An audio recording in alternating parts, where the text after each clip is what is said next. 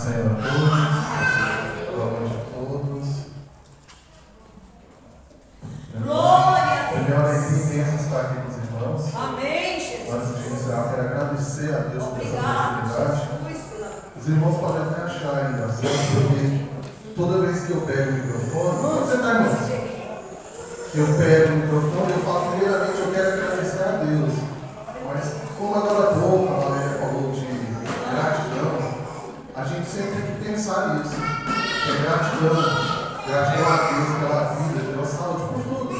Poderia ser a primeira coisa da nossa vida. Então, a gratidão. Por isso que eu sempre agradeço a Deus quando eu tenho a oportunidade. Glória a Deus. Não somente estar aqui, mas estar aqui.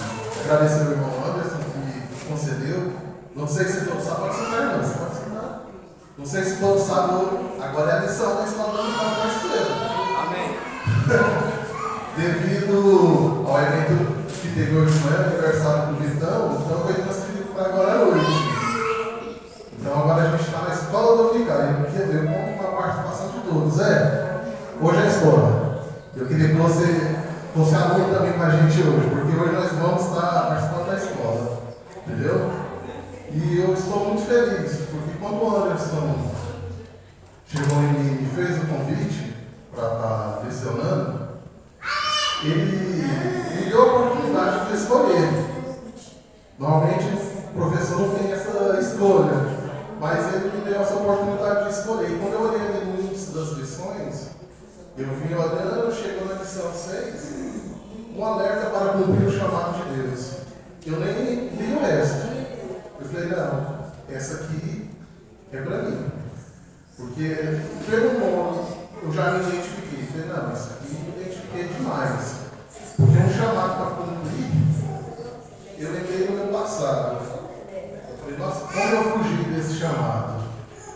Aí, normal, a gente vai entender, tentar entender um pouco. Como eu tentei fugir, aí eu comecei a pensar no passado. Eu vou pedir licença para os irmãos, como é escola. Eu sei que o pastor falou que é para a gente ficar mais aqui em cima, mas hoje é a escola e eu quero a participação de todos. E eu vou quebrar o protocolo.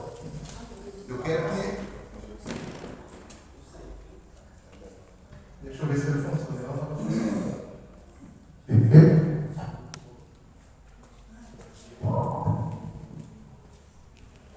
Como hoje é a escola, então vamos ficar mais perto. Quero a participação dos irmãos. Vamos tentar ser mais rápido, porque hoje é um dia especial. E acredito que o especial, o melhor de Deus ainda está por mim, pensando nisso aí.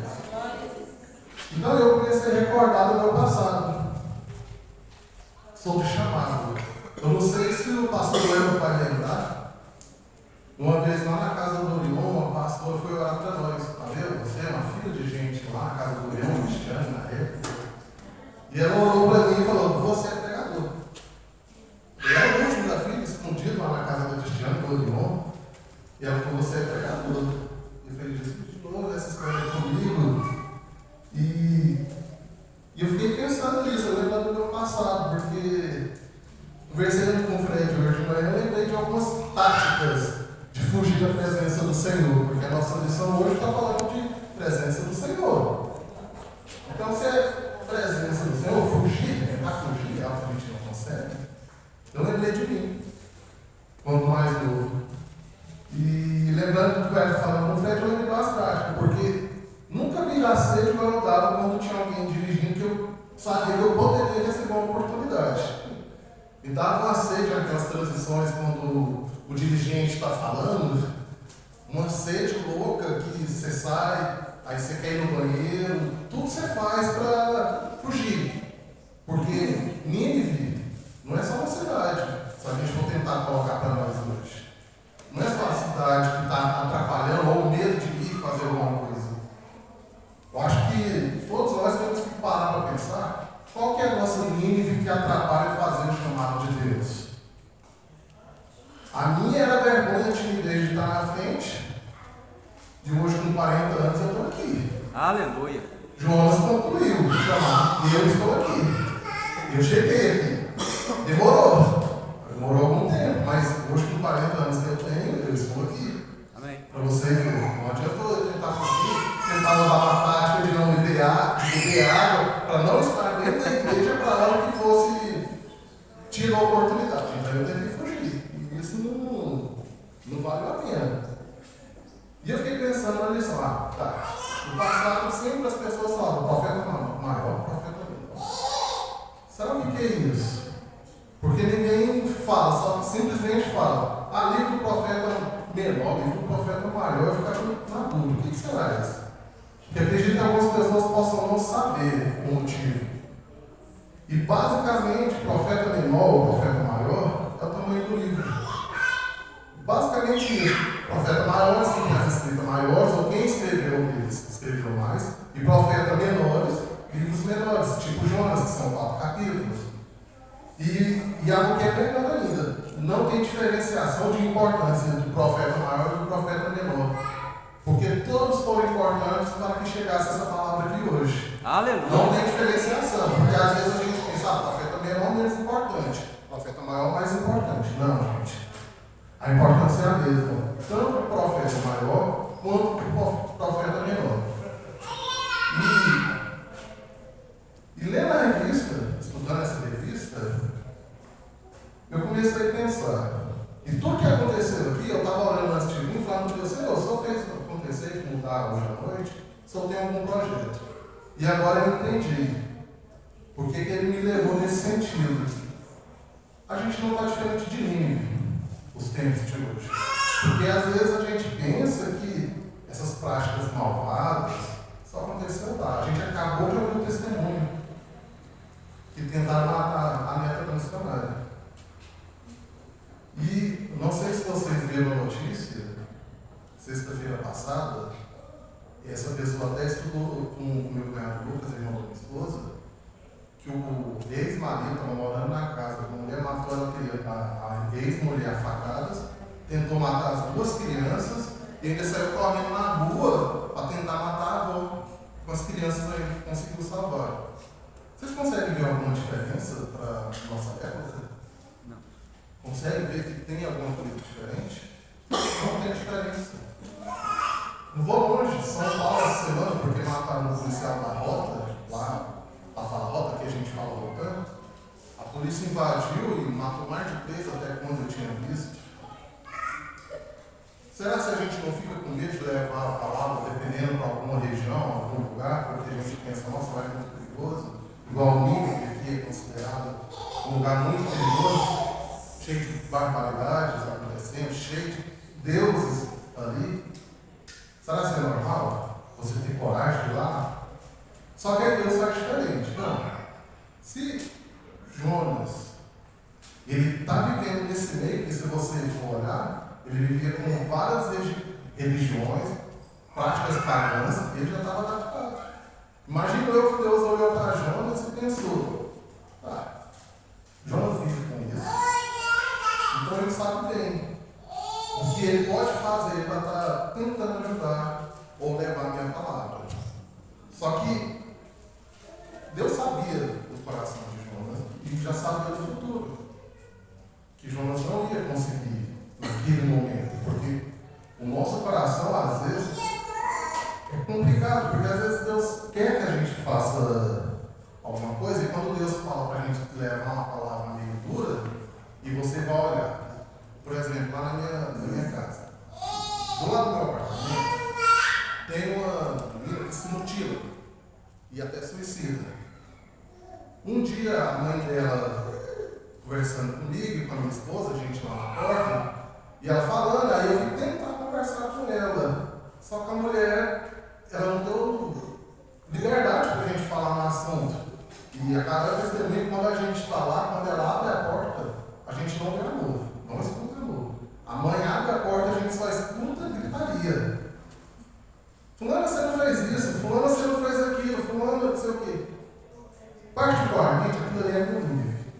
Porque eu sempre comento com a Carol sobre isso. Porque, cara, eu precisava conversar com essa mulher.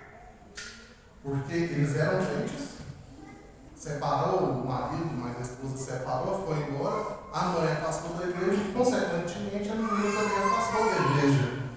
E é vizinha de porta minha. Eu estou no apartamento e ela está no outro.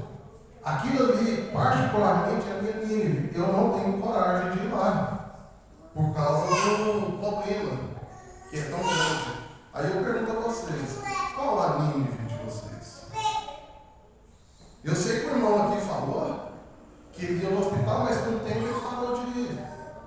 Não sei se voltou já, mas acredito que já voltou. Porque Deus me mostra ele incomodando o irmão com isso para voltar. Tanto que eu estava orando, Deus me mostrou o irmão. Deus me mostrou o irmão. Uma angústia muito grande sobre esse propósito do irmão de ir no hospital, nos hospitais. Eu vi o irmão angustiado com isso. Não sei. É verdade. Porque eu estava orando e o Senhor me mostrou o Senhor. Eu estava tomando banho antes de vir. E o Senhor me mostrou você. É uma guerra. E eu vi essa dificuldade do irmão. A minha é uma porta. Essa é uma porta, gente. É a minha Nínive. E eu tô, porque Deus me mostrou a dele. Eu estava vendo uma angústia. Não sei se é um medo. Porque às vezes a situação que nos circunda nos faz criar medo. Porque a gente vive num círculo de amizade, num meio social, que acontecem algumas situações que às vezes nos fazem não querer prosseguir. Ou a gente está acostumado tanto com aquilo ali, com aquele meio que a gente vive, no nosso meio social, que a gente acredita, não. Eu vejo isso todo dia, eu não vou lá. Porque se onde eu vivo não acontece nada, por que eu vou lá do lado, que é a mesma coisa, ou está pior do que o meu? Se no meu é um pouco melhor, não está melhorando, comigo orando e levando a palavra, por que eu vou do lado? Então esse é um dilema de Jonas. Se ele via aquilo que estava acontecendo na cidade dele, ele pensava que não tinha salvação para os outros. E a gente não pode pensar nisso.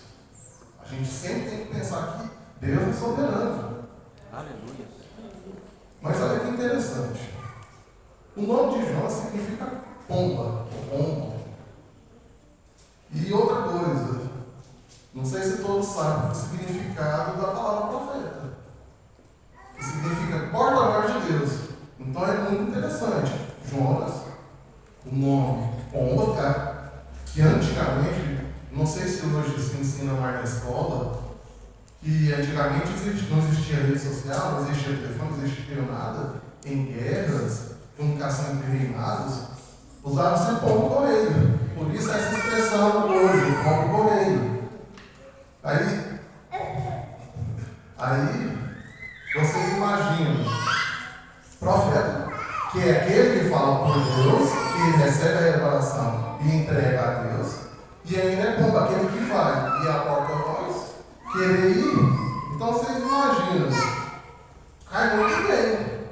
Jonas é hebreu, ele estava bem próximo de Nazaré, numa aldeia próxima a Nazaré. Eu já falei das práticas. Eu vou tentar correr mais, porque senão eu vou ficar aqui e não vou conseguir terminar a missão.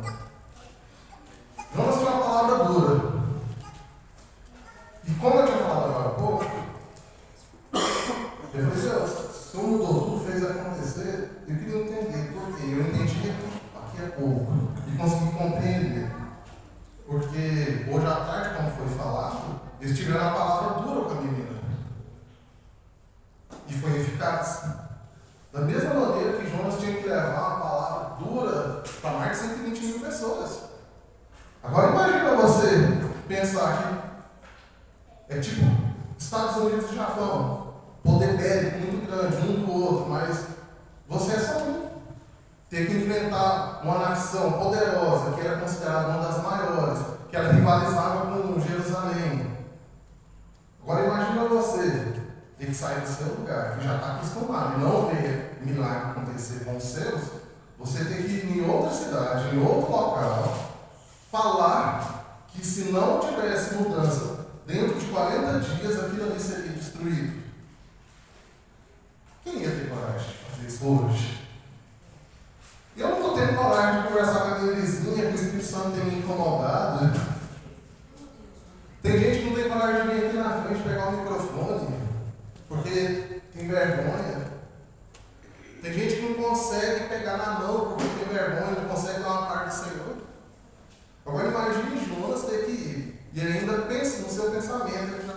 já imaginada. Eu vou lá, creio eu, posso ser morto. Não vai ter mudança. Então o que eu vou fazer lá? Não vai ter relevância minha. Só que a gente pensa que quando a gente não quer fazer alguma coisa, a gente não vai fazer. Eu tenho um chamado para pregar, para levar a palavra, para ensinar.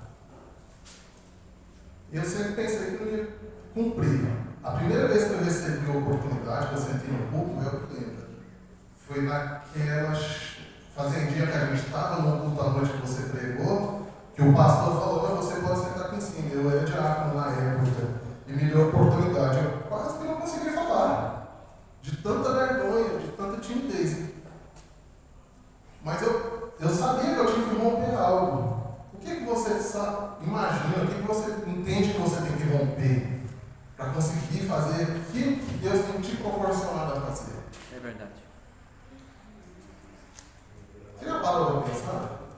Porque às vezes a gente pensa, não, mas eu vou para a igreja, no trabalho tem lá microfone, é louvor. Não, irmãos. A igreja tem muitas coisas que a gente pode fazer. A gente está sentado no banco aqui orando, intercedendo pelo culto. Isso é um trabalho que você está fazendo grandioso. Você está ajudando quem está aqui na ministração.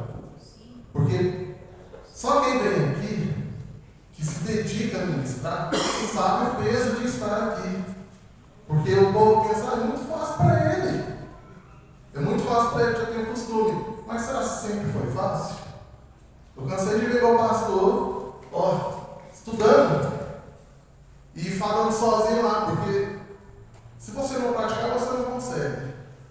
Se você não tentar, você não vai saber qual vai ser o seu fim. Então o que a gente tem que fazer? É se propor a fazer e iniciar a fazer. Só que Jonas pensa, eu vou para o extremo daquilo que Deus mandou. Eu não vou fazer.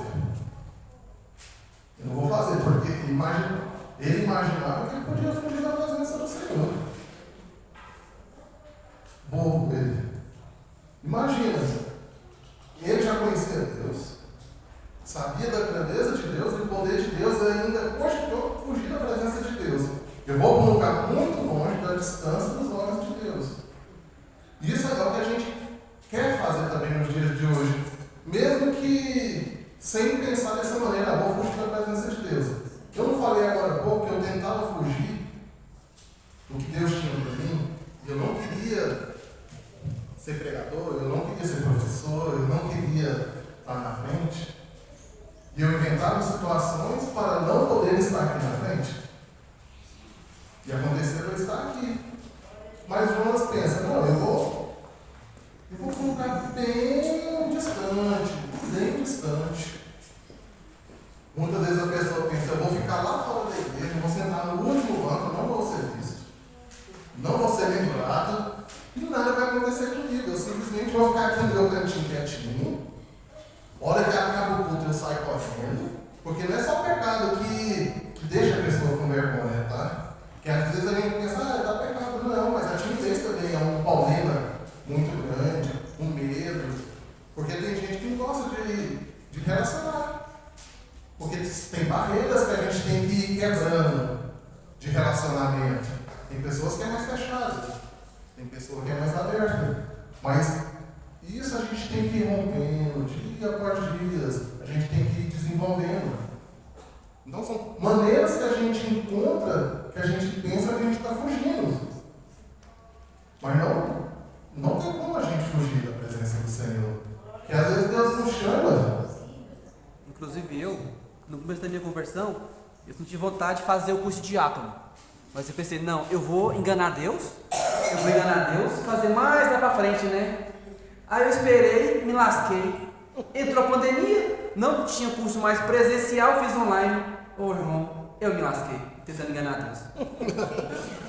Tá vendo? São várias situações. Às vezes a gente pensa que é uma coisa pequena para nós, mas para Deus é algo muito grande. Que a gente atrapalhou. Você atrapalhou há quanto tempo? 2 anos. Você atrapalhou seu ministério. Então a gente cria situações que atrapalham o nosso ministério a desenvolver. Por medo bobo, por alguma bobeira. Ou senão a gente vai querer discutir quem é o mais importante. Sim. Eu me escondi. Meu pai morava numa fazenda, fizemos o aniversário dele de 70 anos. E eu escondi. Foi um culto, eu escondi. Eu vou esconder para ninguém ver e não dar oportunidade. Meu irmão falou. Eu ia pregar. Aí eu falei, eu vou esconder aqui para ninguém me ver. E o pastor falou assim, irmão, o senhor, o filho do senhor, o terceiro está escondido aí, porque ele não quer ter oportunidade. Eu falo desse jeito. Igual Saulo, né? Igual Saulo. Cadê ele? Aí eu, estou aqui. Então o senhor vai orar pelos enfermos. E eu orei, Deus me mostrou uma irmã que ia fazer uma cirurgia do coração, e naquele dia Deus curou ela, não foi preciso fazer a cirurgia. Mas Jonas. Existem vários Jonas em nós. Há momentos que a gente vira Jonas. E às vezes a gente quer debater coisas que não tem importância. A gente quer falar qual é o importante. Na faculdade de teologia, e já em outras rodas com amigos, as pessoas vêm falar qual é o importante. É o peixe ou a baleia? Um grande peixe ou uma baleia? Qual que é a importância disso para nós? Se foi um peixe, se foi um golfinho, se foi uma baleia? O tubarão. Tubarão. O tubarão, eu acho que isso é sacanagem, mas só para os irmãos crerem tanto que essa palavra é verdadeira, a baleia hoje, se não estiver enganado, a baleia azul é a maior baleia que existe hoje. Se não estiver enganado o nome. Mas semana passada, quem gosta de ciências, foi achado fóssil de uma baleia de mais de 20 metros. E ela pesava mais de 340 toneladas. Foi achado no Peru, fósseis. Então, a gente pode pensar, tá, um grande peixe. Eu não vou falar que é baleia, porque a tradução do original não coloca baleia, fala um grande peixe. Mas eu estou falando isso aqui, os irmãos verem que isso aqui é verdade. Um grande peixe aconteceu, porque existia um peixe maior do que o que existe hoje, a baleia. Entenderam? Só que a gente tem que parar para pensar no resultado. A gente debate peixe, baleia, golfinho, se foi um tucunaré que comeu, gente, um tubarão. Isso não é importante. A gente tem que entender que o importante é a vontade de Deus para ser cumprida. Aleluia. Esse é o importante. A gente tem que cumprir. E a palavra de Deus não tem como ela não ficar sem ser cumprida. Porque se a gente for parar para debater picuinha, a palavra do Senhor para. É isso que eu entendo. Porque às vezes a gente quer debater picuinha, ficar falando de umas coisas que não tem importante. O importante é o que aconteceu hoje, salvação. Aleluia. É isso que tem que ser importante. A gente tem que pensar em almas. A gente tem que pensar no nosso futuro. E o nosso futuro é onde? Nosso futuro é lá com Deus. Amém. Isso que é importante para nós. Só que Jonas, ele se arrepende. Como eu me arrependi, como o irmão se arrependeu, como muitos aqui naquele dia que já se arrependeram de não ter cumprido aquilo que o Senhor falou. Tanto é que eu sou próprio e estou aqui. E eu arrependi de ter falado que eu nunca seria. Mas hoje eu estou aqui. Aleluia. E Deus mostrou misericórdia com Jonas. Só que às vezes a gente pensa, tá, eu vou estar na igreja, vou estar andando lá, mas o que Deus tem para mim, ele deve ter mudado de ideia. Aquilo que Deus quer que eu faça, ele pode mudar os planos. O que aconteceu com Jonas? O peixe devolve ele para a terra, ele pede perdão dentro do peixe, o peixe volta ele para a terra. O Senhor fala com ele e Jonas pensando, tá, mudou. Não. Vai para mim e leva que aconteceu com Jonas? Ele teve que ir. Projeto e propósito de Deus. É aquilo, gente. Às vezes a gente tenta mudar situações, mudar caminho, mudar a nossa rota, fazer tudo. Mas não vai adiantar. Não vai adiantar a gente tentar fazer isso, criar situações. Se Deus falou que você vai fazer isso, você vai fazer isso. Só se você acabar com a sua vida. Aí é diferente. Mas se você está dentro da igreja, você se colocou, como Jonas aqui, ele arrependeu, você colocou no propósito diante de novo do Senhor, Deus falou, seu caminho é esse. Então não mudou o projeto de Deus. Jonas vai para lá e leva aquela dura palavra pensando que não ia ter efeito. O que aconteceu? Ele saiu falando da dura palavra que se não convertessem, dentro de 40 dias, ia acabar a cidade. A revolta dele foi: todos converteram? E isso não era o que ele queria. Tá, mas todos converteram. Até os animais tiveram que jejuar junto. Todos vestiram pano de saco, decretaram um período para Deus, e ali a cidade foi salva. Porque teve arrependimento. O que eu aprendo com arrependimento? Sem arrependimento, nossa vida não vai mudar. A nossa vida só muda a partir que eu me arrependo. Eu me arrependo de ter tomado água demais, ter ido no banheiro, criado situações para não estar aqui na frente. Era porque estava muito mais na frente hoje. E eu do curso online. O curso online. Eu acredito que nunca mais eu vou fazer isso. Quem pensa no curso online é dos crentes. Curso online é ruim para. Terrível.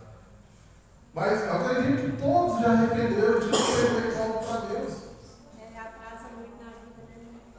Não atrasa Só nada. faz atrasado, porque depois tem que voltar do início de novo para levar. E a gente sofre quando a gente foge do caminho do Senhor para não fazer aquilo que o Senhor quer. Ele faz a gente voltar de qualquer maneira. A gente vai ter que voltar.